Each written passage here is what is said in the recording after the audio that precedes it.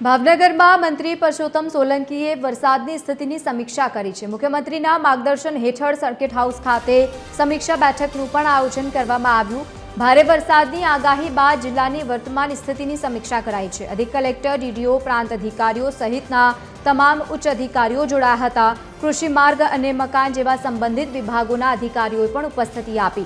બેઠક બાદ મંત્રી પ્રવાસ કરી અને સ્થળ ઉપર નુકસાનની સમીક્ષા કરશે।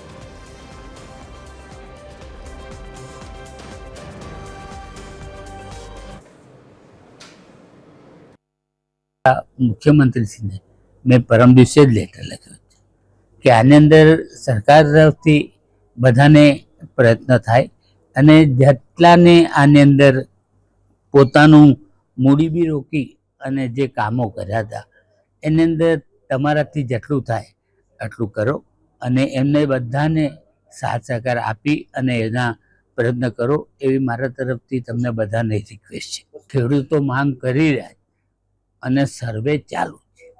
હજી 8-9 દિવસ પછી આ સર્વે થયા પછી એની અંદર જેટલા થાય એટલા પ્રયત્ન અમે કરશું।